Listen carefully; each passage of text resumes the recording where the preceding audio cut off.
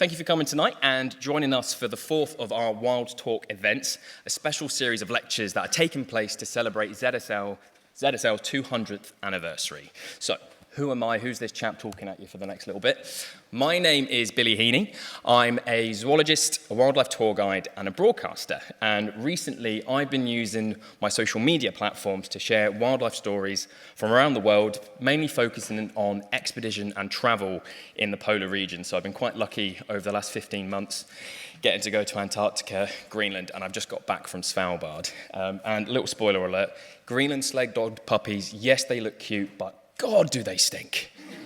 A diet of seal, whale blubber, and fish is not something that you want to cuddle. It's taken me about 2 times washing that coat, and it's still not come out.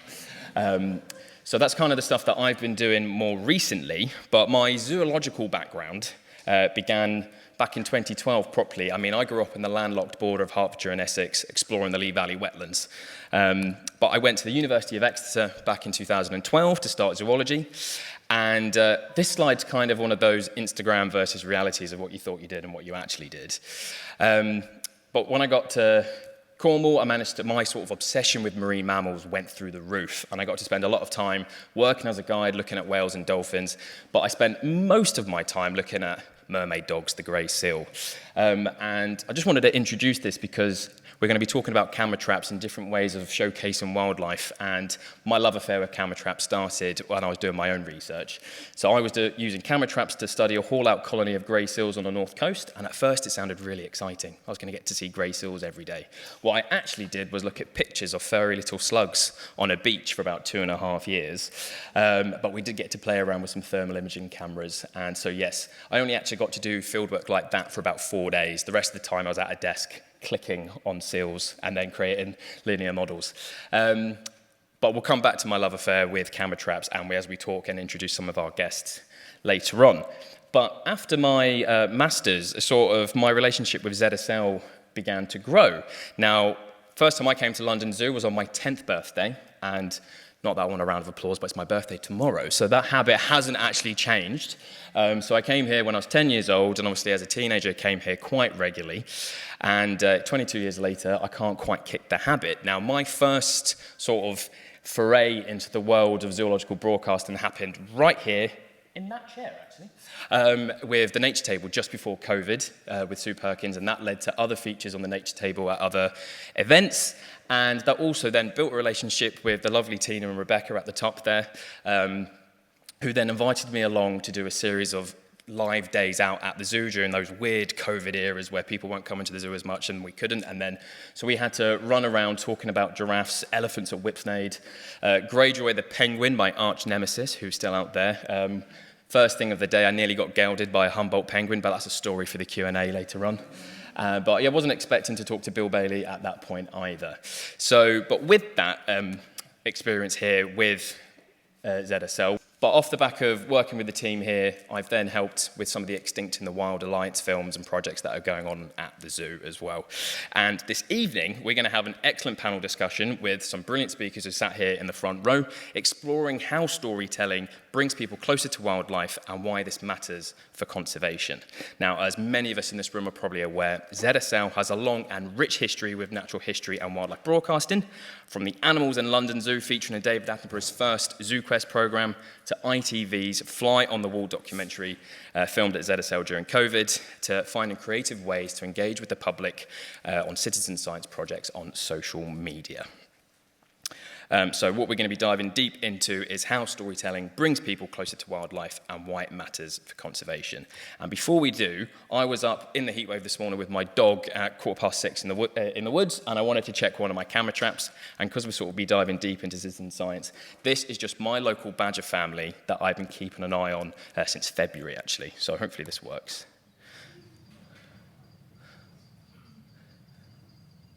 But yeah, I've got a little family of 2 cubs at the minute that I've been keeping an eye on.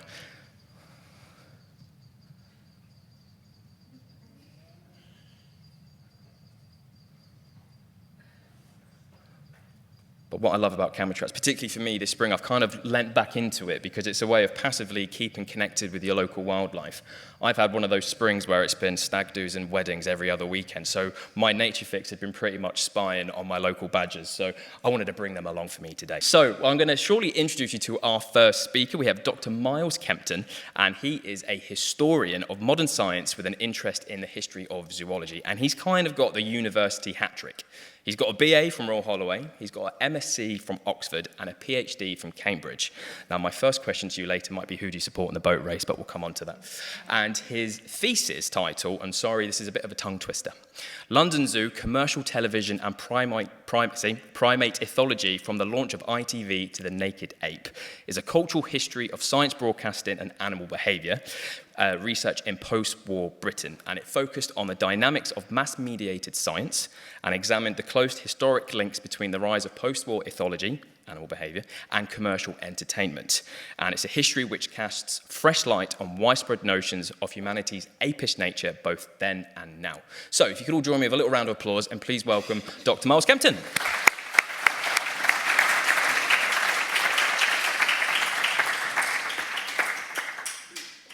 Gosh, I'd forgotten what a convoluted title I'd given my thesis. Sorry about that. I hope I'll be a little bit brief for this evening. Thank you very much, Billy, for that kind introduction.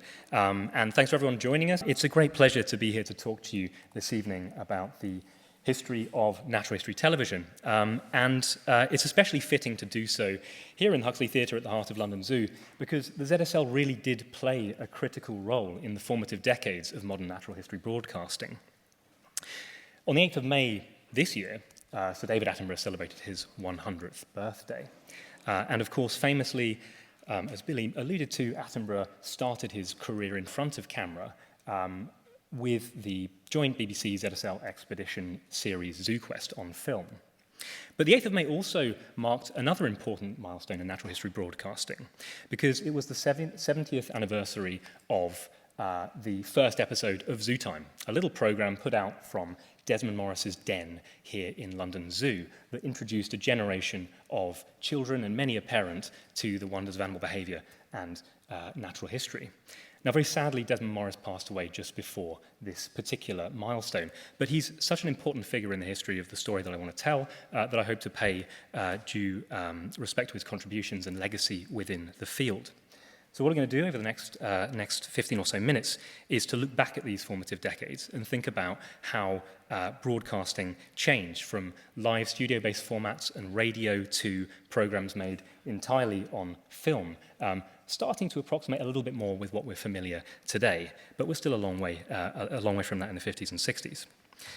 So my plan is to begin with these transitions from radio to television and ZSL's contributions to these dynamics. Then we're going to look at broadcasting competition.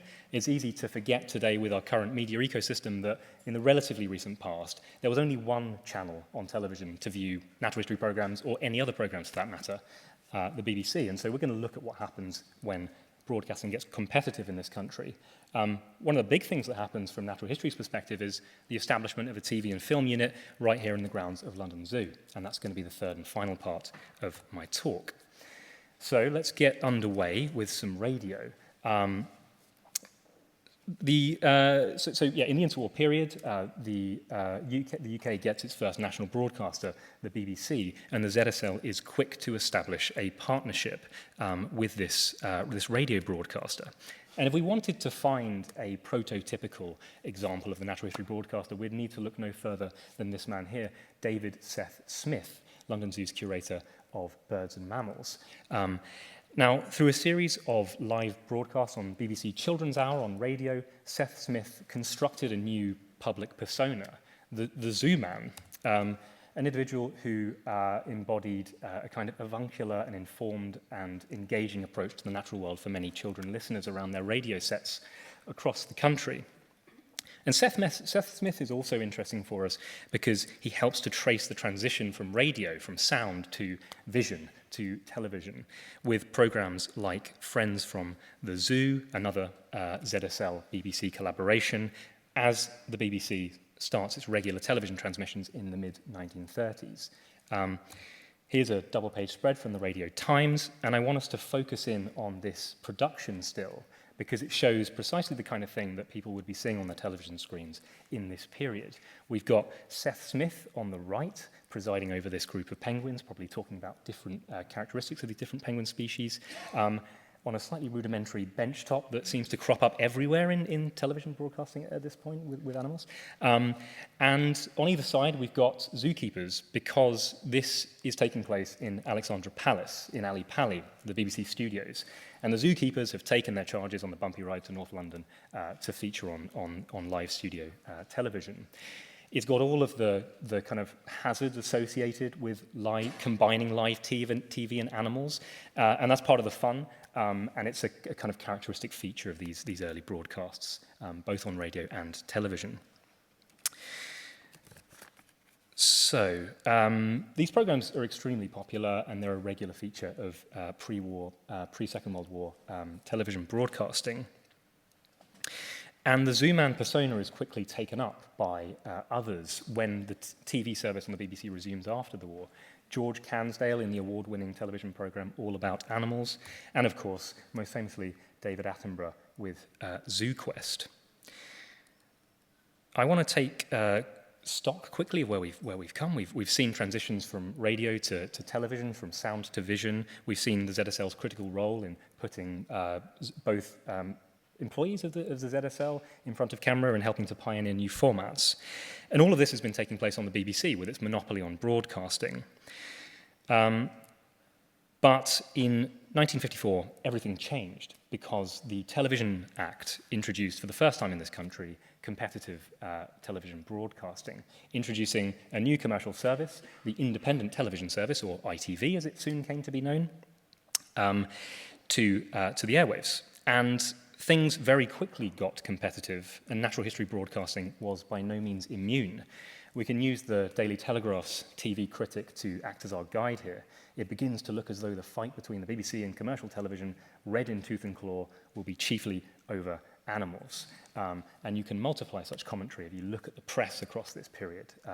Maybe slightly over-egged to say that it's kind of chiefly about animals, but you know we can run with this. And it certainly was a flashpoint of competition. And the London Zoo was right at the heart of the melee, with commercial TV broadcasting companies and the BBC jostling for access to televise and make films in the grounds of London Zoo. I want to think now about who came out on top of this battle for access, and how, with the ZSL's help, they pioneered new approaches to making natural history films. And to do so, we need to look at this gentleman here, Sidney Bernstein, the director of Granada Television. Here he is standing on top of the Granada studios up in Manchester, the regional base of the company. In 1955, in the summer, a letter from Sidney Bernstein landed on the desk of his good friend, Solly Zuckerman, the secretary of the ZSL. And in it, he made a business proposition to set up a television and film unit with emphasis on the film in the grounds of London Zoo.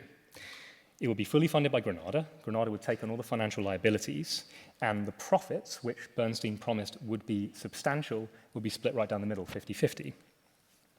For the ZSL's part, it would provide the animals, the expertise, and ensure the scientific accuracy of the broadcasts. And it was an offer that the BBC and its rivals simply could not match. And very quickly, over the coming years, a unit is set up in the southeast corner of Regent's Park Zoo. I've not found a contemporary picture of it, so this is an image of the building that housed the unit just before it gets demolished in the 1980s. And you can see the footprint there in the bottom right next to the birdhouse, the rectangular building. So this is where the TV, the hub is starting to take shape. Now, the new unit needed a director, and job ads quickly went out in the national broadsheets and in the scientific journals, including this singular ad in Nature for the head of the television and film unit. This is one of my favorites. I mean, can you imagine seeing this in this prestigious international scientific journal? And imagine the number of applicants if such an ad went out today. But the successful applicant did not learn about this position through the broadsheets or through scientific journals. For Desmond Morris, it was a rather more serendipitous route to the zoo. a young researcher in ethology, a postdoctoral researcher at Oxford. Morris spent his days hunched over makeshift aquaria in the basement of the zoology department, and he subsequently began to work with birds in Oxford's aviaries. But his real interest and what he yearned to study was more complex social organisms like mammals and particularly primates. The zoo just didn't have the Oxford didn't have the resources or the facilities to put this up. But his supervisor, the later Nobel Prize-winning ethologist Nicholas Tinbergen, suggested that he pay a visit to London Zoo, where you could find more of these species than pretty much anywhere else. And it was on a slightly disappointing trip to the zoo, in a meeting with the scientific director, that Morris learned there's basically no money to do this. But he did learn about this compelling vacancy. And Morris led a double life. He was famously also a surrealist artist and had a keen eye for visual communication. And so he decided to chuck his hat in the ring and have a go. And he quickly rises to the top of the pile and does extremely well in the screen tests, and he gets the job. So Morris is head of the unit, and the most memorable output, which many of you may be familiar with, is Zoo Time, live from the London Zoo, that I mentioned at the beginning of the talk. Here we have Morris's den with the live transmission cameras filming him. This is Congo, the famous painting chimpanzee on the desk. It's a picture from 1956 in June. The innovations of Zoo Time are primarily to put Morris, who's a new type of zoo man. He's got a kind of postdoctoral research career and his doctorate in ethology, which is something that is really quite novel to the natural history broadcasting landscape. And he's bringing animal behavior. He's placing it at the forefront of these live broadcasts. I'd love to talk more about Zoo Time, but I really want to get to the film outputs of this unit. You'll remember that this was the centerpiece of Bernstein's promise when he approached London Zoo in the first place. And it really was a hard-won thing to get the film unit, side of the unit, up off the ground, because film is extremely expensive to make. It requires significant expertise and massive financial outlay at the outset. And so the ZSL and Morris have to fight tooth and claw over the course of 2 years to get Granada to make good on this promise. When they eventually do, the result is prolific. And over the course of the next 5 years, the unit produces around about 1 million feet of film, which is a prodigious quantity at great expense to Granada. And the unit purposes these films into TV programs about animal behavior. So filmed programs with a narrative through line, musical accompaniment, and a kind of a very clear, tightly edited focus. So this is quite new. Some of these programs win awards, including at the Venice Film Festival. But there are also scientific films that come out of this collaboration that the research workers at the ZSL and within the unit can use to present their work at scientific meetings and further afield. And it's fascinating when you're perusing some of the journals, back issues of the journals, to find citations and acknowledgements for some of these films, both in specialist journals and more general zoology journals.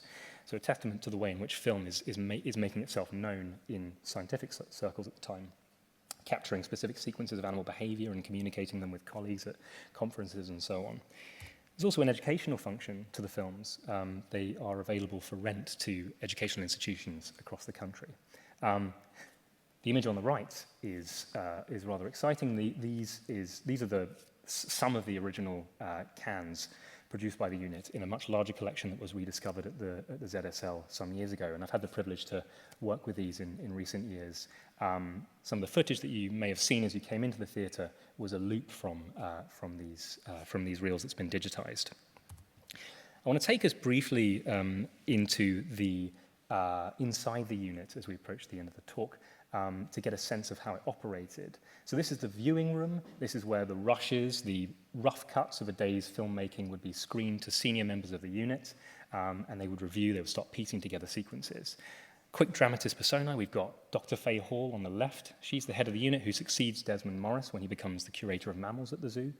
We've got two producers with filmmaking backgrounds, Derek Twist and William Oakes. We've got the editor, Tom Oliver, with a clipboard in hand, taking note of compelling cuts that could be made later on. And we've got Ramona Morris, the unit researcher, who was Desmond Morris's wife. There's a couple of things I want to draw our attention to. Number one, it's a fully integrated professional film unit in broadcasting. This didn't really exist. This didn't exist before for broadcasting. The BBC was typically bringing in footage, buying in footage from other sources, commissioning individuals to shoot footage who don't have necessarily professional training at this point. And I've had the interesting experience of looking into the BBC written archives and finding some BBC Natural History Unit producers rather blue in the face with envy at this particularly impressive and integrated filmmaking operation. Another thing to mention is the presence of Ramona Morris and Faye Hall, because it's often overlooked what a critical role women played in early natural history broadcasting. Ramona Morris wrote the vast majority of scripts for Zoo Time. She did the program research for the films. She acted as the film unit's film librarian. Her protege, briefly, was none other than the young Jane Goodall, who had a stint at the unit before she went to Gombe.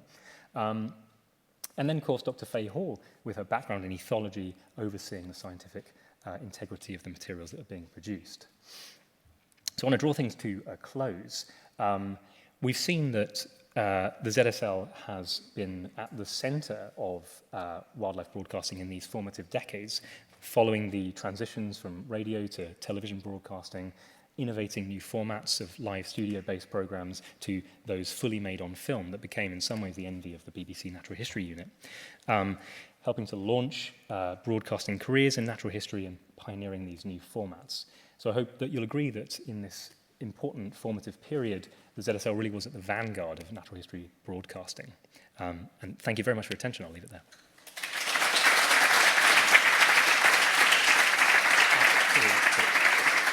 Thank you very much. So you said a lot about what was going on with broadcasting at the zoo in the 50s and 60s, but what else was going on at that time? Oh yeah, great question, Billy. So a lot, and difficult to summarize with the ZSL, but of course this is a really critical period for the ZSL, renegotiating its institutional identity after the Second World War. It's starting to move from collecting animals in the wild, ZooQuest model, to breeding them in captivity, and it's spearheading a transition of zoos increasingly becoming important players within the conservation world. Of course they were previously, but this is becoming more and more a focus of their activities. Cool, brilliant. Thank you very much. Thank you very much, Miles. Thank you. Okie dokie. So we are going to be moving away from the broadcasting side of things now and taking a look at current research projects that are happening here at ZSL that are using different methods to engage and inspire the general public about UK wildlife and to encourage them to take action to conserve them. Now, my first speaker here is going to be Kate Scott-Gatty, and she is London's HogWatch Project Manager. And when I practiced that earlier, I said Hogwarts. I kept saying Hogwarts rather than Hogwatch, so it's going to happen again. And she specialises in biodiversity monitoring using camera traps, which is a topic very close to my heart with the background that I have as well. And she's also interested in how monitoring data can aid conservation efforts by gaining insights into population trends and spatial distributions. And the good thing about HogWatch as well is it engages a large number of volunteers, providing vast numbers of opportunities for local communities across London to get out and about in the natural world and help their local wildlife. And HogWatch also uses citizen science to better understand hedgehog habitat use across the capital. So I'd like to welcome Kate up to the stage, please.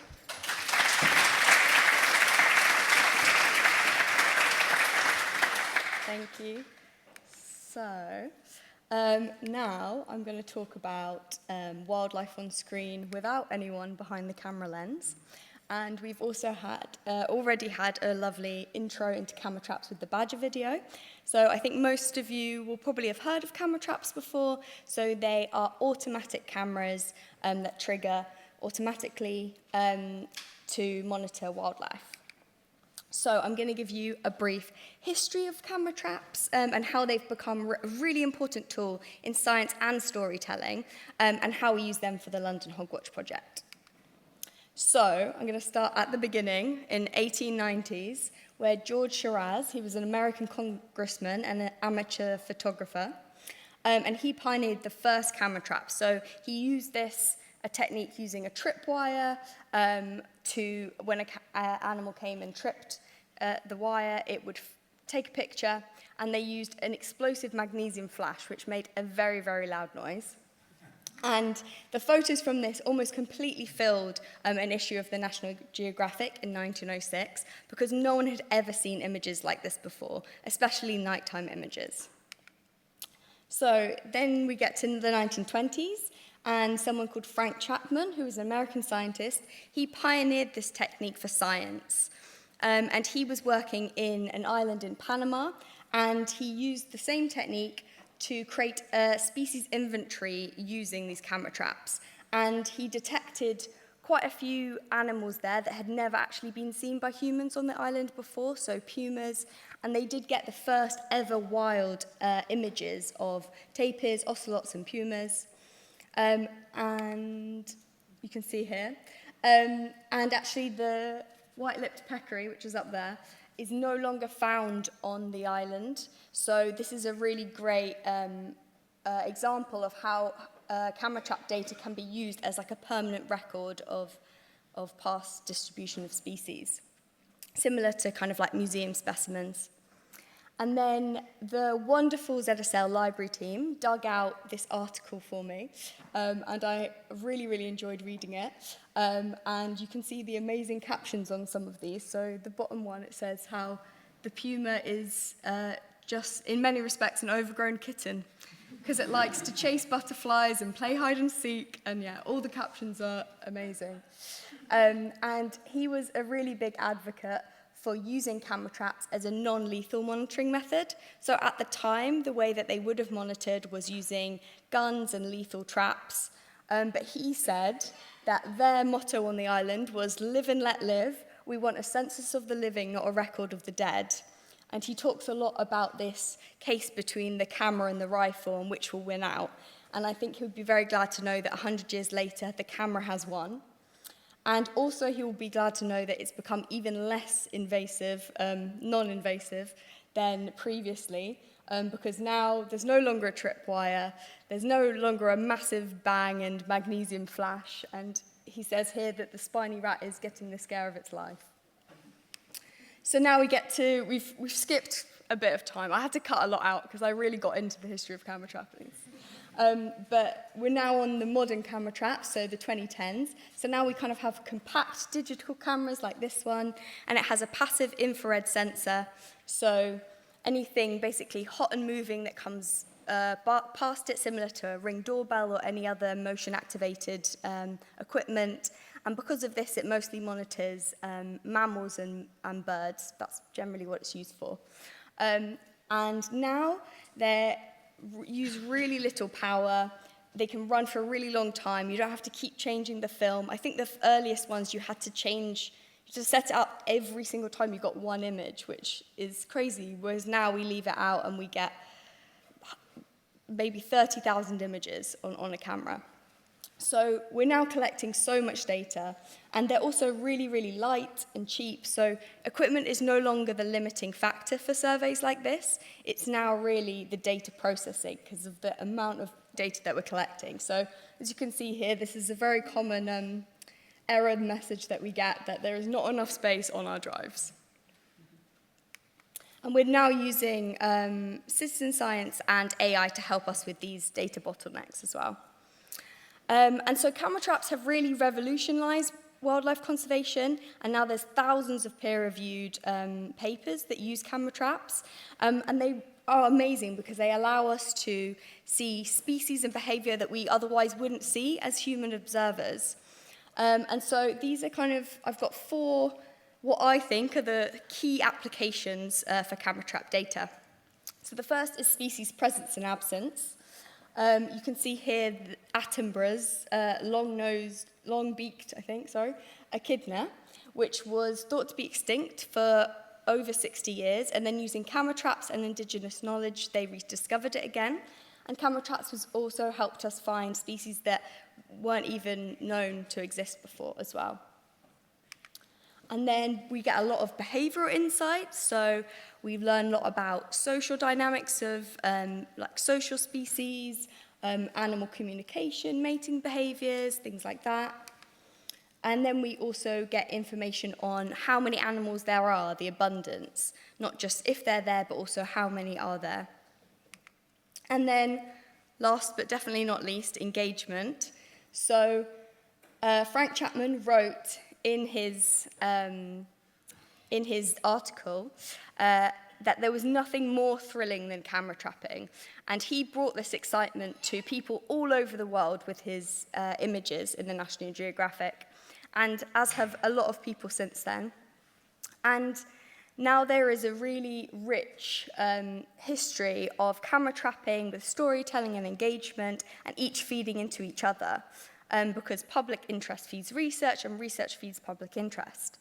And now we see camera trap footage on a lot of different documentaries, like probably most wildlife documentaries now have some sort of camera trap footage. So this is Planet Earth 2, where they've got camera trap footage of a snow leopard, and which the producers said that was leaving pea mail. So that's leaving scents on rocks for other snow leopards to find. And that's the kind of behavior that we wouldn't have caught if it wasn't for camera traps. And then Frank Chapman also said, which I really enjoyed and I really related to, was that there was nothing, the reason it was so thrilling was because there's such a small boundary line between the complete euphoria of finding something amazing on the camera traps and the complete disappointment of the camera failing or finding nothing. And that's kind of, now we've brought that excitement and that thrill to citizens across the world, because now there's lots of projects where all those photos, not just the cherry-picked ones, all of them go onto a platform and people can help identify what's in them.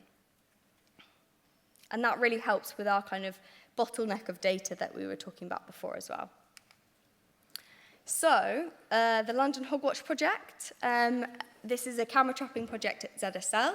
So it started in 2016 to monitor hedgehogs in London. And as you might know, hedgehogs are classed as vulnerable to extinction in the UK and are on the red list of British mammals. And we carry out camera trapping surveys across London to increase our understanding of these populations and inform management. And this is the whole wonderful London HogWatch team, many of whom are in tonight. And our work also wouldn't be possible without all the volunteers, partners and collaborators that we work with as well, especially the British Hedgehog Preservation Society, who is our main funder. And so what do we do? So we carry out camera trap surveys between April and October when hedgehogs are active in a variety of different habitats. So gardens, parks, allotments, schools, railways, even, water treatment sites. We've probably surveyed it wherever it is. And across 2/3 of London boroughs, deploying about 4,000 cameras with the help of 1,500 volunteers, which is a lot. And this has meant that we've collected around 30 million images. And so how do we use all this data for the 4 aforementioned camera trap applications? So firstly, knowing where hedgehogs are and where they aren't is really important. So one of our main findings is that roads and other urban infrastructure act as barriers to hedgehogs, so they can't get where they need to be. And we've identified habitat fragmentation and population isolation as a key threat to London's hedgehogs. So our data has helped us tell the story of the plight of London's hedgehogs. In what areas are they not doing well and why? But then our data can also be used to inform conservation strategies by identifying habitat corridors. So hedgehogs have to travel a mile a night to get all the food they need, which means that habitat connectivity is really, really key for them. And we work with a lot of different groups all across London, creating what we call hedgehog highways, so connecting up this green habitat for them. And this is Jo here, drilling a hedgehog hole in Chiswick. She's from Wild Chiswick. And basically our data helps inform where these campaigns are most active to be like the most beneficial to the populations. But we don't just collect data on hedgehogs, we also collect data on lots of other species, so these mammals here, and birds.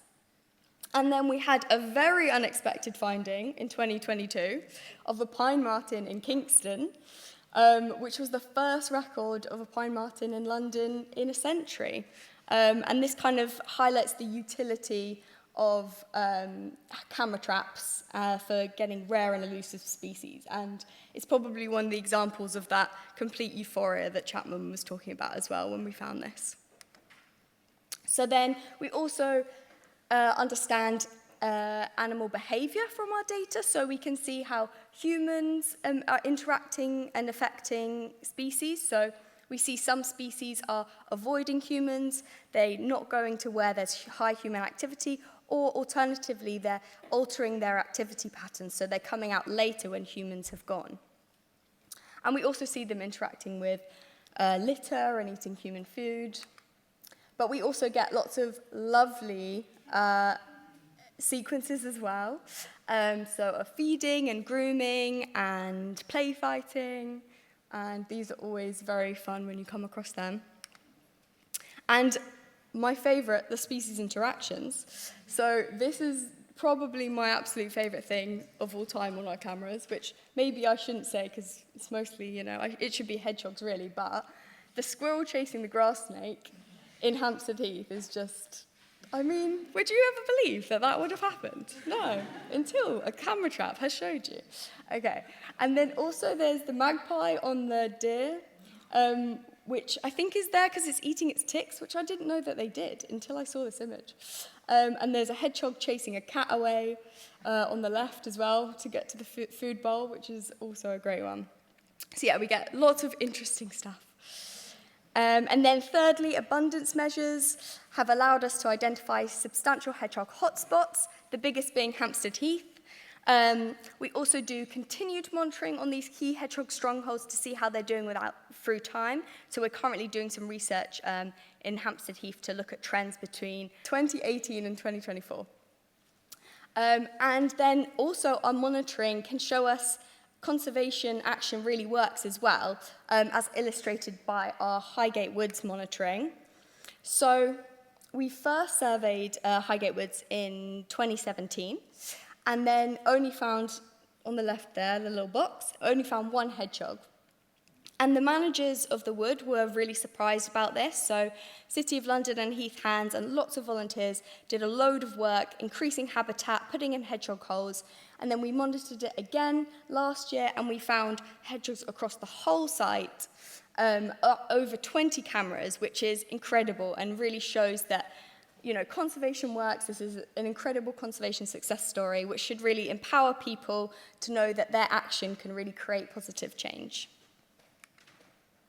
And then engagement. So we find that this project is an incredible opportunity to engage people with their local nature, and people are so excited to know what is in their local garden or their local park when they're not there, what's going on, what are the animals up to. And also what we do, so all the research that we're doing isn't really useful unless we share our findings with the people who can really make a difference, which is the local people that we're wanting to engage as well. And so that kind of what we do is we do lots of outreach activities, talks, workshops, creating materials from schools. And of course, our pictures are really, really useful for social media as well. And then we, as previously mentioned, the Chapman thrill, which is putting out the camera and seeing what you've got, we kind of are bringing this to life by putting our data onto citizen science platforms like Zooniverse, and now people can come to a survey and then help do the data processing as well. And that helps us get through so many images, and also people really enjoy it. So again, you have the two things fueling each other and feeding each other.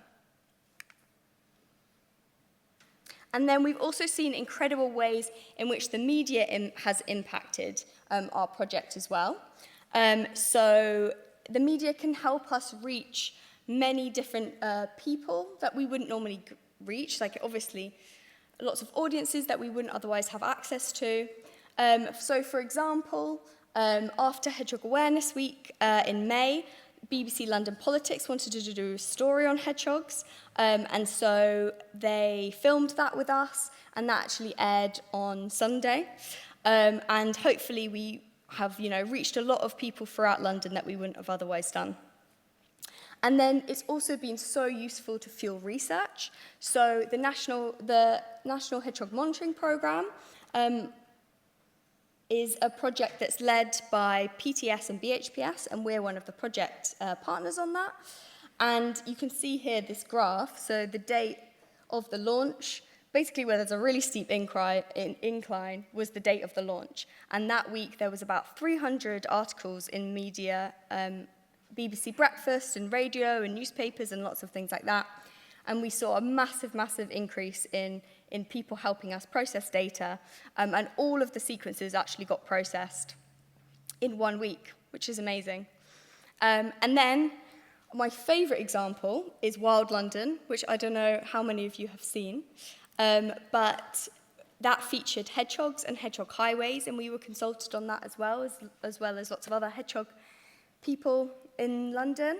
And after this aired, we got a massive flurry of emails and people wanting to help and do something for hedgehogs, which was incredible. And my favourite was a group in Tooting called Fursdown Hedgehogs. They're up there, well, those two ones on the left. And from this, they've created a group that now has over 100 members. They've drilled 12 hedgehog holes, and they've got a big waiting list they're working their way through. And so I think this is an incredible example of the impact of broadcasting on local conservation. And, you know, the goal is to capture people's hearts and make them feel like they can make a difference and take action. And they did that beautifully. So, thank you.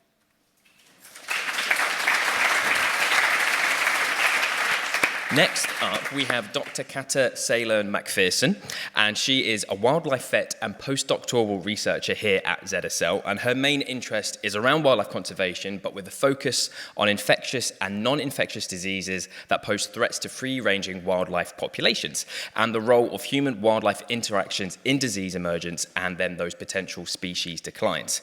She also works on the collaborative Garden Wildlife Health Project, which relies on citizen science to monitor the health and identify threats to British wildlife with a particular focus on garden birds, reptiles and amphibians, and you've guessed it, hedgehogs. And this project also requires citizen science to report sick or dead wildlife for analysis. So please welcome to the stage, Dr. Katharina.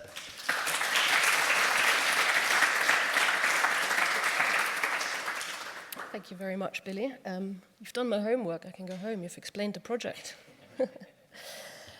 Right, so I'm going to talk to you, as Billy just so kindly introduced, about how we engage with the public through citizen science to monitor the health of wildlife that we typically find in garden settings. And I'm going to do this through the lens of the Garden Wildlife Health Project, where I'm one of the wildlife veterinarians. And the first question that we have to ask ourselves is, why do we even want to study disease? What's our goal? So the fundamental aim is to monitor the health of the wildlife and identify disease threats. So we want to keep an eye on what's going on, what's already here, and how do these disease conditions that we know of develop over time. But we also want to detect what's new, and we want to keep an eye on the horizon on disease conditions that are not yet present in the UK, but might have an impact on our wildlife if they were to arrive.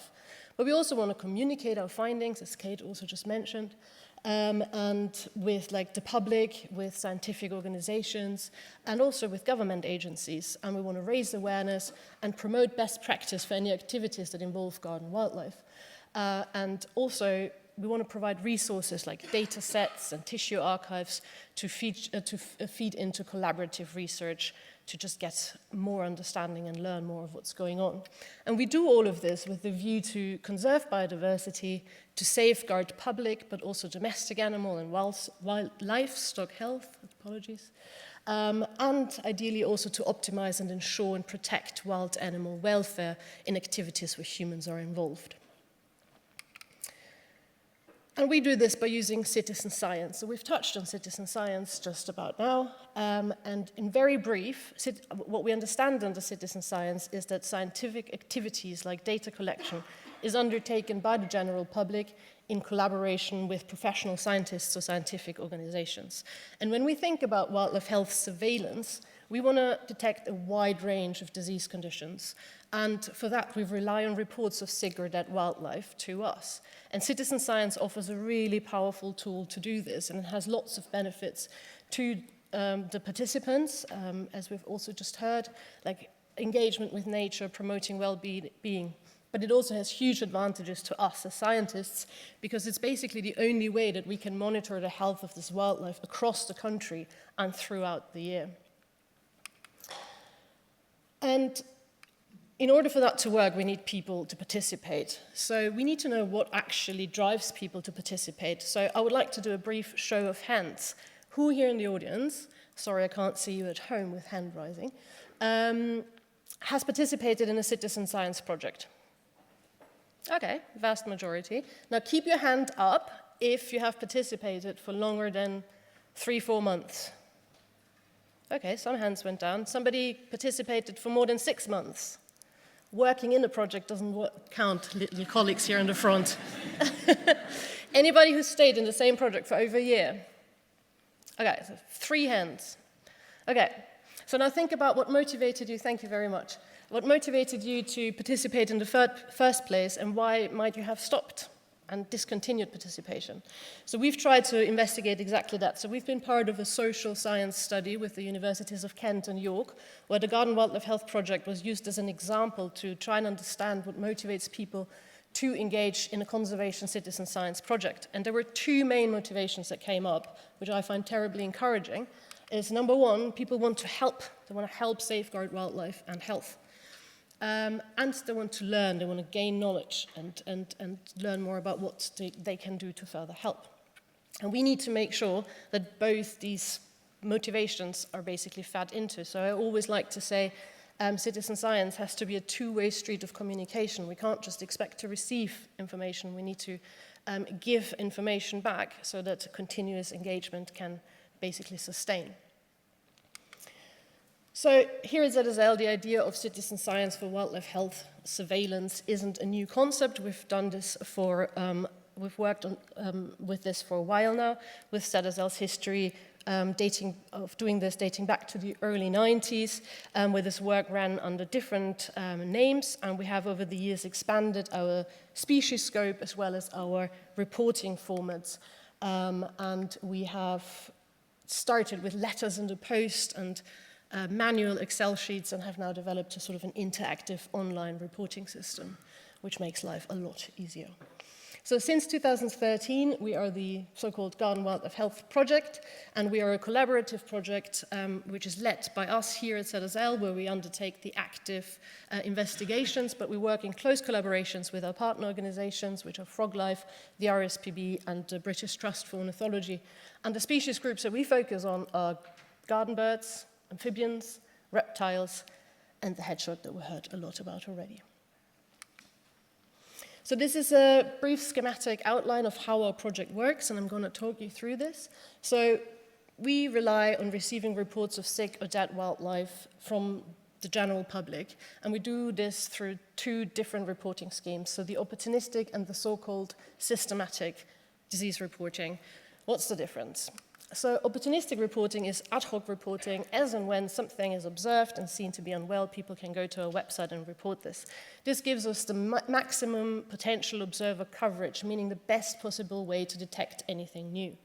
But it has some sort of limitations. There's lots of bias with it. Obviously, if there's more people in an area, we might receive more reports from there, or if a disease has just gotten a lot of media attention, people know what they're looking out for, they know what it looks like, they might be more tempted to report it, which doesn't necessarily reflect that there's more of that disease condition happening. So most importantly, though, these reports always relate to a single isolated incident, so we can't really know whether the disease that we might identify there relates just to this individual or has a population impact. So we need to substitute this with a different reporting system, and we do that through another citizen science scheme, which is the BTO's Garden Bird Watchers. And that's thousands of people, tens of thousands of people, across the country who report on a weekly basis about the presence and the perceived absence of different species in their garden, and basically feeding into species abundance data, which is really important. And when they are asked to do that, they're also asked, when you looked at these animals, have you seen any signs of ill health? And if they haven't, they can tell us they haven't, because that's a very important zero data, because I have looked, but I haven't seen. It's very different from I haven't seen anything, but I also haven't looked. And if you combine that with our findings of the investigations, it sort of gives us an idea whether a disease condition might have an impact on a population level. So when we receive this disease incident reports and there is a freshly dead carcass involved, there may be the opportunity to submit this carcass to us for post-mortem examination. Now, this is always done on a case-by-case basis under strict veterinary instructions, following really strict protocols, the idea of the ultimate aim of these post-mortem examinations is, of course, to identify the cause of death, but we also want to learn about things that might be underlying present and might have predisposed the animals, like a bird that's been caught and killed by a cat. Is that the cause of death? Yes. But was there an underlying disease that might have made it easier for the cat to catch it? We are interested in that. And these postmortem examinations also allow us to sample a variety of tissues for our archives, which now contains tens of thousands of tissue samples, which allow us to study diseases, meaning that we can basically go back, if we identify a new bacterium or a new virus that we haven't seen before in a liver, for example, we can go back to different liver samples from different times, from different locations, and track it in time and space and see, is it actually new to the animals here, or is it just new to us? So really important also for different collaborations. And combined with all our investigations, collaborations with the species abundance data, the ultimate goal is to provide evidence-based advice. And we've heard before, people don't only want to help, they want to learn. So with every single report that we receive and every specimen that we receive, we get feedback and get in touch back with the reporter, with the submitter, provide them with information about what we have identified and, if appropriate, any best practice advice. And these information sharing varies in scale from individual people to NGO and government decision making. And to sort of facilitate the sharing of information, we translate our research findings into a variety of different formats. On our website, we have a library of disease fact sheets where we translate the information about common disease conditions in a very accessible language, and they can be downloaded and shared. We make all our publications available on our website. We have an interactive mapping tool where people can go to our website and they can map disease conditions or species that have been reported to us and follow our results. And we always try to provide best practice so people can take things into their own hand and apply best practice for any activities that involve garden wildlife. And you can see here that we have a quite good coverage across the entire country, and our reports and also the postmortem examinations are quite skewed towards garden birds. This is what we most commonly deal with. And reptiles are by far our most underrepresented species group. And obviously that's not helped by their very cryptic nature, and they're really, really good at hiding. So whenever we receive a report of an animal that's ill, either myself or my colleague, one of the wildlife vets on the project, we sort of review these reports and we try, if it's at all possible, to categorize them and give them so-called suspected diagnosis that we can't confirm without an investigation, obviously. But these are based on set definitions that we have developed over the years, and they're always based on external characteristic signs in combination with a specific species, and here are some examples of that. But more often than not, the reports involve very non-specific signs, like this bird here on the left is just fluffed up and potentially lethargic. So that gives us an indication that the bird might be unwell, or it might be really cold, or today it would be feeling really, really hot, then they fluff up as well. And often we receive reports with no external signs whatsoever. So obviously we can't categorize them and work with that data that clearly, but we can investigate further and learn a lot from the data and the location where anything's happening, or investigate if a carcass is involved. But generally, the more we engage with the people, the more information they give us, the more photos they might submit to us, the more we can learn, and the better we can also help them and guide them with advice. Here's one of my favorite examples of how this was very helpful. There was a report of people finding a dead or hibernating hedgehog, and they were very unsure about how to deal with it. So we got in touch with them, we communicated with them, and they sent a photo to us, which made the situation quite easy, because it was quite safe to advise a solution, because what they've actually found was a coconut. And that should be normally quite safe to remove. This just should give you an example of the power of photos and communication, and that things might not always be as they seem in the first instance. Okay. And as a last bit for this talk, I wanted to give you a case example of one of the conditions that we most commonly work with garden birds, and we identify this a lot in garden birds, which you might have heard about, is finch trichomoniasis. So finch trichomoniasis is caused by a microscopically small parasite that's called Trichomonas gallina, and it's mostly affecting greenfinches and chaffinches, but has been detected in all finch species basically, and most other garden birds to date. And what happens is that this parasite causes lesions in the gullet and prevents the bird from being able to swallow. So they tend to sit in the feeders, and they try it but fail to feed. So they had sort of regurgitate the seed back out into the feeder, which is now covered in saliva, which contains the parasite. And that offers a really good opportunity for the next bird to come in, pick that seed up, and get infected. So there's this understanding that this disease is really easily transmitted on feeding stations. And we have detected this for the first time in British finches in 2005, and it's created a lot of media attention because of the large number of deaths that we've seen in greenfinches, and to a lesser extent in chaffinches as well. And this had a really dramatic impact on the population of these birds. So we have, since the emergence of this disease, seen a decline in greenfinches of around 70%, and chaffinches have followed with about 30-40% of decline to date. And this has led for greenfinches to jump directly from being green listed to being red listed on the birds of conservation concern. And this is the first time that a bird in the United Kingdom or in Britain has been red listed due to an infectious disease. And this also means that we need to have this disease in mind for any birds that might already be threatened, like redpolls or hawfinches, because that could be really detrimental to an already struggling population. And because of these severe impacts that we see on a population level, it's really important that we really try and understand more about the dynamics of this disease and the disease transmission and work towards mitigation. So we live in a man or human-modified environment, and we have created these really close wildlife-human interactions. And garden bird feeding is an example of such a modified environment where we create space for birds to congregate in really high densities that they might not naturally do, and also for species to overlap that naturally wouldn't feed together. And that obviously gives an opportunity for disease transmission.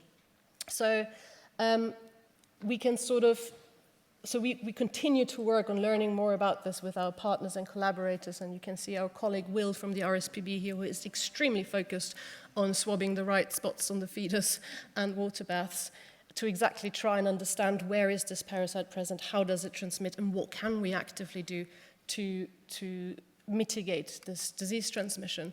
So prevention is a really important aspect. So while citizen science is really important to sort of monitor and get data, it's also the information needs to go back to the people. We can't stop with the knowledge. It has to stop with engaging and encouraging for action and change. And we provide these best practice advices on our website, as I've mentioned before, and one of them is about garden bird feeding, and it gives you advice on the do's and don'ts and best practice, but also what to do if you have a disease outbreak and how can you sort of intervene. And this is never a static document. It changes in time. We always update it in light of new findings to sort of empower people to have the ability and the knowledge to go about and sort of protect and safeguard the wildlife that they find and we all find in our green spaces.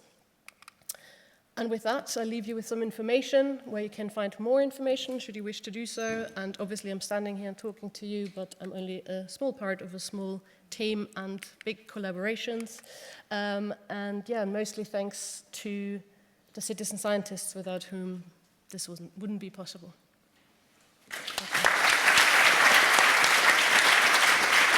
Got one very quick question. Before I open up the floor to conversations and questions in the Q&A, why only hedgehogs? There's no other mammals in the Garden Health Project. Correct. So the hedgehogs, as Kate told us, have gone through like this quite dramatic decline in the population. And as a response to that decline, so the reasons for this decline are not fully understood. There is an understanding that this is due to habitat fragmentation, habitat loss of prey, these kind of things. But the question was, is there any disease, infectious or non-infectious disease, that might be contributing to this? And we've literally been asked by our funders to investigate hedgehogs as well and try to answer that question, which is an ongoing process. And whilst we edit hedgehogs, we also edit reptiles because they're understudied, and called it the Garden Wildlife Health Project. Brilliant. Thank you very much. Right. Okay, guys. Now, I'm going to welcome up all three speakers. If you want to come take a seat on the stage for me, please. I'll perch here in the corner. So we're going to open the floor now to a Q&A. Right, thank you very much, guys. So first question then, and we're going to carry on with the citizen science theme. With citizen science reporting, what are the biases that you tend to see, if any? So I think there are lots of biases that could be involved when you work with these kind of reporting systems. As I mentioned, if something got a lot of media attention, then you might get more reports, which doesn't necessarily reflect an increase in these disease conditions being present. But there's also species bias, like a very popular species, people get engaged much quicker than if it were like a less popular species. Like if you do citizen science on rats, you might struggle more than if you do hedgehogs or robins. Body size is a big topic. A stranded whale is hard to overlook unless it's very remote, whereas lots of tadpoles or insects dying, that is very difficult. Also the habitat, if you see one stranded whale, you don't know whether this is a single mortality or whether there are 10 more that have drowned in the sea and are just not accessible. That's another bias. And I think we see a lot of bias towards unknown causes of death. Meaning if the people know, oh, this bird died because it flew against a window, or this hedgehog was hit by a car, they tend not to report. But there's a lot to be gained from these cases because there might be a predisposing factor that made them vulnerable to this ultimate cause of death in the end. Okay, is there anything else you want to add there?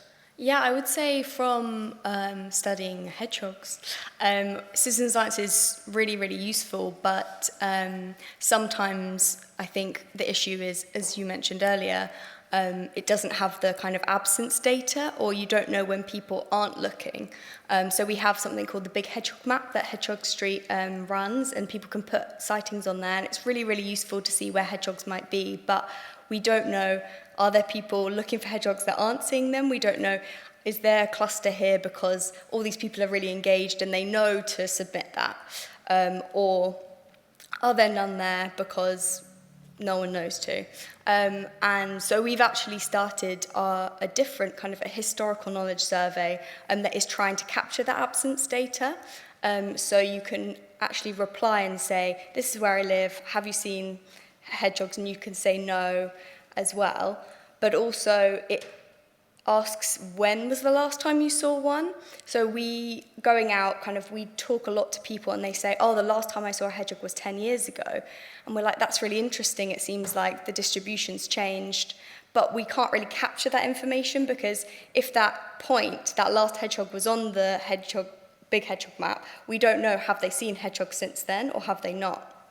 So this kind of survey is trying to capture all that information and maybe give us a nice picture of kind of how distributions might have changed in London.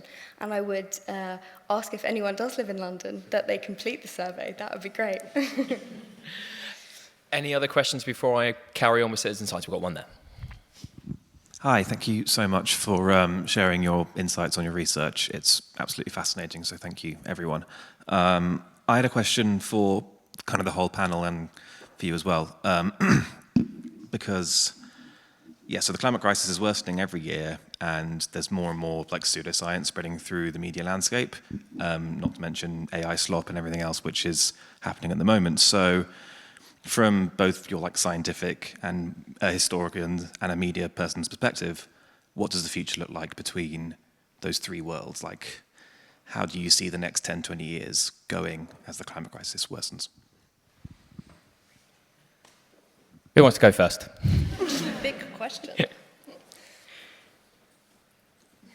I think with the climate crisis, everything like that, I think with the natural history programs that I was seeing pre-COVID, I feel like we were starting to make quite good progress. Thinking marine plastics is kind of a big thing that I remember when at university. And I feel like we were making real improvements with that, and then with COVID, the sort of single-use plastics came back again, and I think like the shift, we went backwards quite a bit. So I feel like there needs to be a need. I think what's great with it, when it comes to like the streaming platforms now, with your Amazons, with your Apple and Amazon Prime, we can be bolder with them. You see those sorts of the online documentaries are being bolder, and they can sort of hit the harder things that the BBC might squeeze in at the end of Planet Earth as an instance. But what are your thoughts? Yeah, I was having some similar thoughts as well, actually. And yeah, I mean, one of the longest running natural history series on television was Survival, which was put out by Anglia TV, another commercial rival to the BBC. And it's all about the extinction crisis from its launch in 1960. So I think, and I agree with you, that there's a kind of bolder approach from the BBC and from streaming platforms towards addressing the climate crisis in wildlife documentaries that have previously been about excluding people from the frame as much as possible and creating an image of pristine wilderness. And this is something you see back after the war. There's a yearning for kind of redemption in nature after this catastrophic global conflict. And the AI slop is a big problem. Because the animal content is so popular, and it's terrifying because it's just blurring. It's really bleeding into reality, and yeah, I think historians are notoriously allergic to predicting the future, and I won't do so. But yeah, hopefully some of the kind of the rivalries between broadcasting organisations driving innovation is an interesting thing to think about. I think there's this, with the way the question was already phrased, in like this global crisis, I think there's a lot of eco-anxiety, and we all feel overwhelmed with like everything's devastating, the glaciers are all gone, and mass deforestation, and we sort of forget that there is the opportunity that we can do small steps. So I think rather than seeing it as one big global problem, it's sort of the sum of many, many small problems. And if you look at it like that, then your solution is by breaking up these small problems. So every single person can solve this little small problem, and then the sum becomes again the solution as it turned into the problem. And because of broadcasting, and you mentioned the plastic crisis, I think for me one of the best examples is I'm going to say it very abrupt, like David Attenborough forbidding us to use plastic straws. And it's sort of every time we drink our cocktail and our carton paper straw gets soggy, we're reminded why we're doing this. And every time we go to the supermarket and they ask, do you want a plastic bag for 5p? And it's like, it's not about the 5p, we just bought a Tesco shop for 50 quid, like 5p is nothing. But we think about it and we change, we realize we don't need it, and we rather awkwardly carry everything home because we've got the tote bag again. But it sort of triggers you to think about these small things on a daily basis, and that creates micro change, which gets a snowball effect and then leads to bigger change. And I think that's where we have to, I've heard it today, like rather than having eco-anxiety, we should have conservation optimism. And sort of, you can't change the world tomorrow, but you can make your 10 square meter garden or your green space a nicer place for insects, and to make this good. To take it on a positive note. That was perfect, and you completely answered question 5 that I had hidden in my back pocket, so that's great. Okay. Thank you very much. Any others from the audience?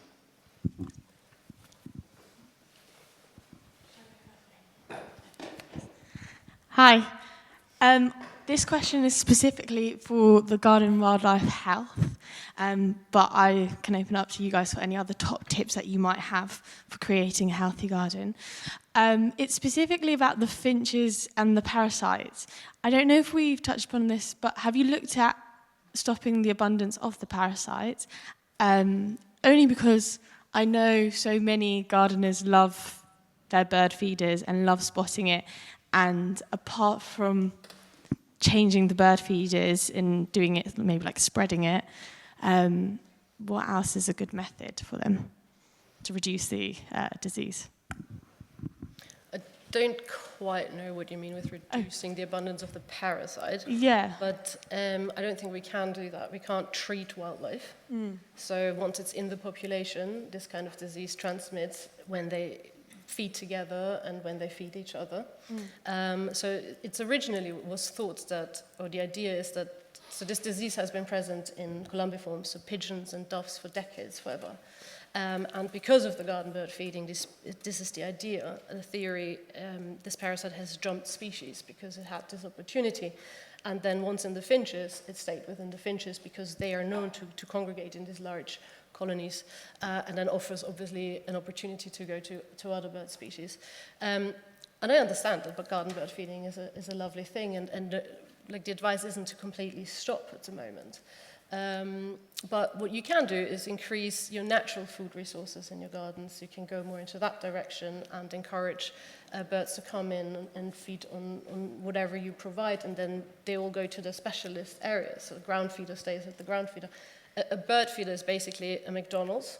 Why wouldn't you go to the McDonald's? Why would you do the work yourself? But I think that the idea, it should be supplementary. It shouldn't take over being the main.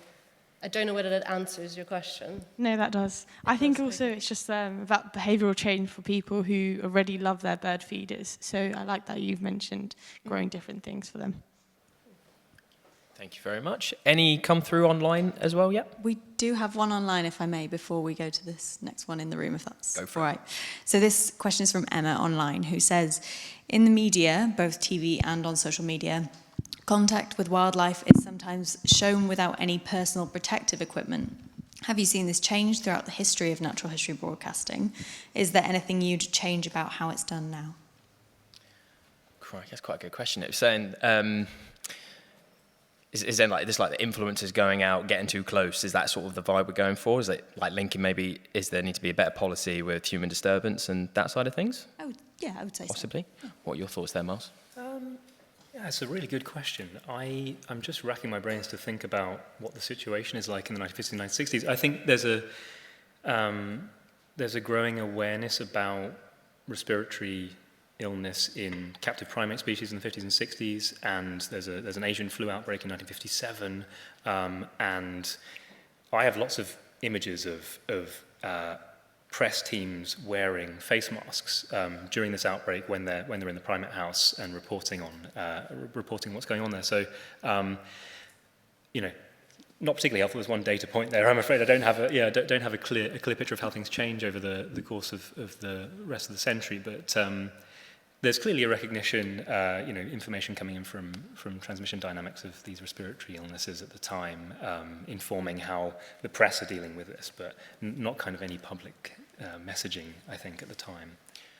Something that I've seen a little bit more is in like the wildlife guiding world is like the restrictions are getting more strict and at different times of year with like approaching marine mammals in particular, but this seems to be getting relayed to like media teams. It's an interesting one. I was at a conference a couple of years ago and there was this whole thing. It was all about like codes of conduct around marine mammals in the UK and keeping a 100-metre distance, but then you see film crews in Blue Planet on top of a pod of dolphins, filming it. So it does seem like we're getting better in some places, but then as soon as you want to make a documentary, those sort of restrictions could go out of the window. Where was the next question? Hi, I think my question follows on a bit from the previous one. I've always been a real fan of the blue chip BBC Natural History Unit films. And I've read and heard a lot of criticism about the environmental impact of making these films and whether, it's actually causing more harm than good. So what would your sort of reply be to that kind of, quite heavy criticism? And where do you think, there needs to be some kind of balance? That's a great question. Yeah, you go crack on. Yeah, I think, the criticism is valid. The carbon footprint associated with these kind of globe-spanning blue chip documentaries is quite heavy, but on the balance sheet, when it comes to reaching global audiences in the hundreds of millions, which many of them do achieve, and when you think about concrete examples like the Blue Planet effect and the banning of single-use plastics in supermarkets in the UK, and people being more conscientious with respect to their own consumption habits, there's quite a lot to speak for the effects, the messaging effects of the documentaries. I think, as I alluded to previously, there are questions about the boldness with which producers are confronting biodiversity collapse and the images of nature which are being conveyed, because often it can sometimes be quite misleading about wildlife abundance when you have teeming rainforests that are in fact surrounded by urban sprawl and ecotourism lodges and so on and so forth. So I think there's a need to be as honest as possible about the magnitude of the crisis and the biodiversity collapse. And I think you would know much better than I believe, but my impression is that there is a increasingly reflexive attitude towards carbon budget and so on with making these kind of programs. Yeah, absolutely. I mean, with the toes that I've dabbled and got through the door, it's the pitching, from a pitching point of view and getting budgets to even make a documentary to start with. It's so hard now to get something over the line. So it's like if they're sending a team of, a crew of 4 or 5 to a remote jungle, I think they've done well to even get to that point from a budget point of view, but if we take away the carbon footprint point of view. I do feel like we've had so many blue chips, especially, we've had Planet Earth 3 and all the sort of landmarks that we've had on the streaming services, and you see the same 2 pumas in Patagonia getting filmed on each sort of platform. So I feel like we've had I feel we've been saturated with blue chip for a bit, and maybe that we kind of need a little gap from blue chip for a couple of years and look at other ways of telling natural history stories, whether that's, new presenter-led content again, like it used to be, rather than just blue chip. Because to me, I feel like, you've seen the same sequences, and there's sometimes you see a little change in behavior, but for me, it's like when you finally see a new animal behavior, obviously like that you've not seen on the previous landmark, it's just, okay, they've got a new camera, they've made it look better. But I feel like it's sort of, we're seeing the same stories over and over again, so there does seem to be a need to tell new stories. Maybe we do need a little gap and then to carry on again. Yeah, I completely agree. And following on from that, I wanted to ask, do you think the problem is that in the age of this mass competition of streamers and the traditional media and YouTube, that commissioners are only going for like the safest stories and the least controversial stories? They don't want to tread on any toes and just make films where cute animals just live their lives without really touching the actual human causes of the 6th mass extinction. Is that something you might agree with? I'm on the verge of agreeing with you. There's the only sort of insight I have to that is like, I'm not going to call it an easy win, but being able to say, yes, here's a story and it's got an arc, so it's got a start and an end, whether that is a lioness with her cubs and you see the change in the pride within a year and there's an outcome. Because the one thing I had an almost with my career was I went out with a TV crew to the Straits of Gibraltar a few years ago. This is when the orca interactions with the boats was like really kicking off in 2012, calling it interactions rather than attacks like the Daily Mail call them. But we had budget to go out to make a sizzle, and then one of the problems we had was like we didn't actually see the orca that time, which we knew was for the 2 days we were going out there was a long shot. But we did get to interview crews on yachts that had their rudders ripped off and were getting towed in, where we managed to actually see the boats getting lifted out, seeing the damage that the orcas had caused. But the problem from a commissioning point of view was there was no end. There's no end to that story because we don't know how long it's going to last, how are we going to fix it, how's it going to stop. But this behavior is spreading and it's becoming more common. Actually, I saw stuff on Facebook today that a few more boats have been damaged this last week. But yeah, that was sort of an insight I got from the commissioner was we don't know the end to that story, so it's not a safe bet. It's not going to be an easy sell. But I think you're right. We've seen sort of those same things over and over and over again. I'm going to sort of carry on with the documentary vibe for a second, and we see in different forms of media times like that anthropomorphizing onto an animal or to, giving it a name, characters, personality traits. What do you think about this, and what value does that have to broader conservation? I think it can have value, and for hedgehogs. Mrs. Tiggy Winkle's a very well-known Beatrix Potter character, and lots of kind of culturally important animals that are British wildlife are, in old books and things, and that makes people really connect to them. And it means that, when we are in a crisis of these animals are endangered, they're at risk, people don't want to lose them. They're like, oh, that's like, connects that to their childhood, and, it feels like part of their British identity or, wherever you're from. So I think it can play, an important role, but obviously it can be controversial, and there are potentially issues with some animals potentially being more kind of cuter or, and maybe some animals being villainized because they might be seen to have specific characteristics. So, there's obviously issues with that as well. Yeah, I want to say something very similar. It's about, I think it can be really beneficial for engagement and sort of recruiting people into the world of conservation and animal love and interest. But we have to strike a careful balance here, and that's part, I think, also our responsibility. But that people don't sort of associate human traits with these animals suddenly. So a tiger walking alone isn't lonely, and an aggressive monkey isn't mean. These kind of things. But I think, especially in individual stories, it can be really, really powerful. The main thing that comes to my mind is, I hope everybody can remember, Cecil the lion. Lion poaching and poaching of wildlife has happened all around all the time, but there was this one special lion that had a name, and suddenly everybody was talking about it, and suddenly it was this powerful stories that went on for months because that name that the lion was carrying. And I want to Cecil the rhino and have the same thing. I want to Cecil the elephant and have the same thing. So it can be really powerful, but it's a balance act. So I don't think there's anything wrong with people naming the hedgehog in the garden, but it shouldn't be a substitute for a human relationship. It should be the start of a scientific, realistic relationship. Yeah, I really like that. There was my day job's at WWT, and I was just I was at work when this was in January, and Michaela Strachan was on site doing stuff with Saltmarsh, but she was on site and we got chatting about the recent Winter Watch and stuff like that. And some of the VTs, like historically Springwatch, would sort of name a goose or name a swan, and then you sort of follow their journey for 3 weeks. And they have moved away from that, because I think there is a time and a place for these sorts of stories. But getting that connection, like you've just said, is something that she was just saying she misses getting to talk about and do those sorts of VTs. We were trying to pitch a story about a particular Buick swan that had finally arrived from Russia after like 23 years of being ringed, never been seen, and then did come to the UK. So we were trying to get that story over the line, but we're trying to work on that for next year. Spoiler, no one else pitch it. But yes, I do think there's a balance, and like you get that connection, but it needs to be sort of sensible. Like I'm going to go back to this orca example with like it was with Orca Seeks Revenge on Yacht, like this White Gladys the matriarch, and the answer is it's like, you know, the teenage orca have got time to play now because there's more tuna is one current theory. So what did they play with? Boats. So not a dead shark. Can I quickly? Yeah, of course you can. I think it's a really interesting deep tension in the genre, and I agree it has this extraordinary power for engagement. To take another famous lioness, there's Elsa in the 60s, this phenomenon associated with Joy Adamson's novel and adaptations of film, and this really has an extraordinary galvanizing effect on the conservation movement.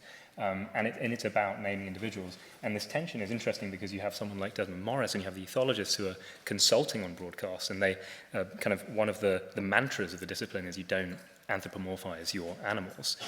You describe their motor patterns in rigorous descriptive objective language.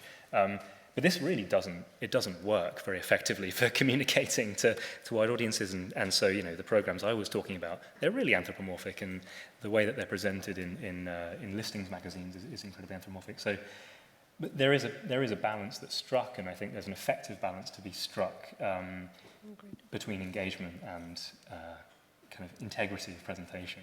Yeah. Nice. Anyone from the audience? I think I've been going to a lot of events. I study conservation like this, and I find it a bit frustrating to be in a room like this where a lot of people think very similarly and we agree on a lot of issues. And like one of you mentioned, like it feels like preaching to the choir.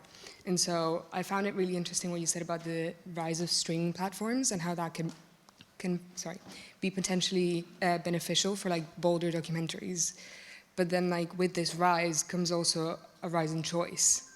And how do you get past the choir?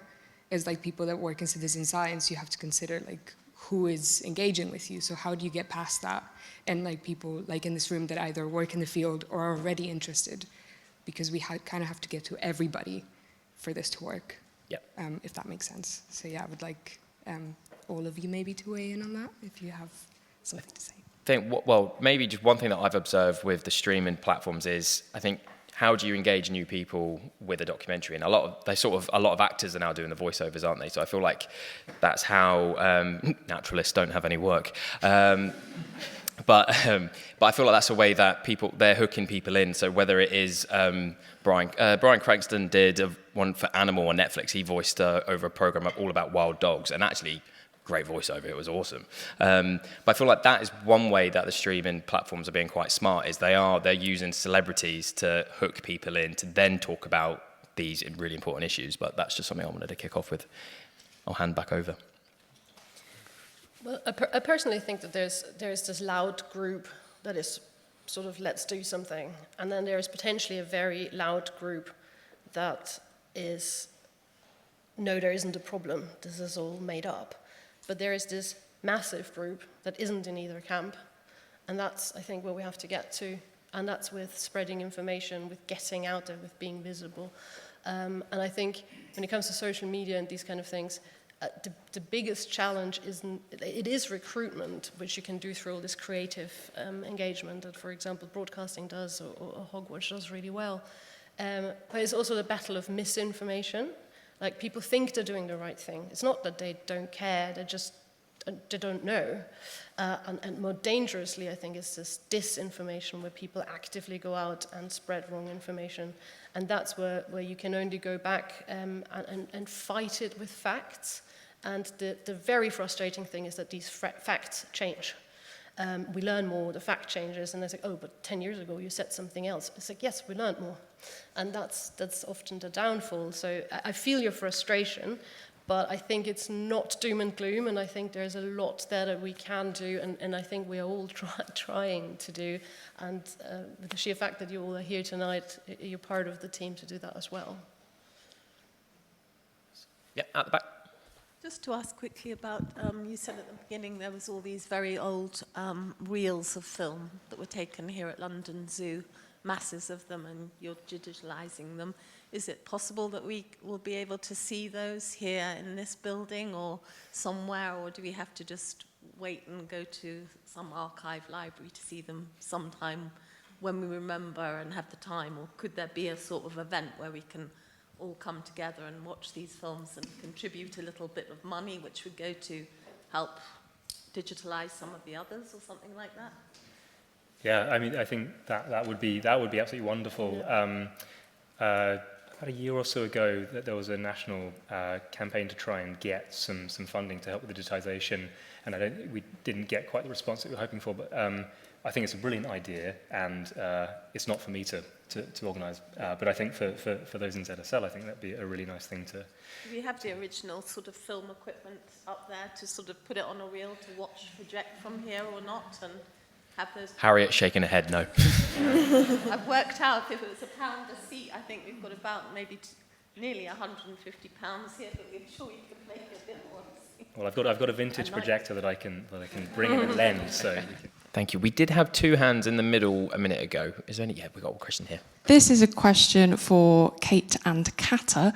With the very exciting Wildlife Health Centre that is coming soon, what exciting media and engagement opportunities are you looking forward to? Personally, I'm very excited for the hedgehog version of Love Island, which I'm sure, Kate, you're very excited to pitch. Thank you. It's an excellent question, an exciting question, actually. I don't know how easy it is to answer. I think for me personally, ZSL, for 200 years, the center of it is science. It's a science-based zoo.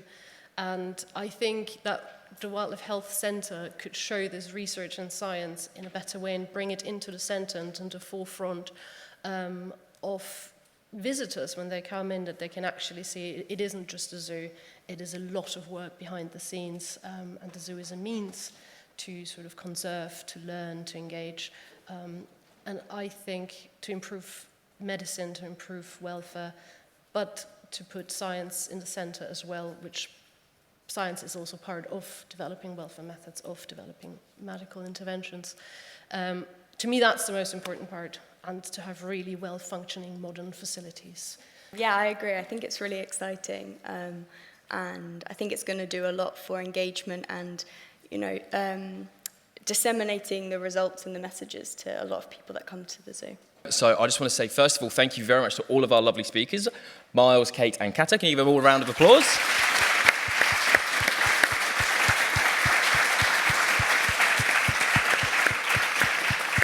And I want to thank you all here for coming tonight, who are making the effort, and thank you for everyone that's joined us online. We do have another Wild Talk happening in October, titled Designing for Nature, Technology's Role in Conservation, and you can find out all about that on the event page on the ZSL website. So I just want to say thank you very much for coming. So thank you very much, get home safe, and good night. Thank you.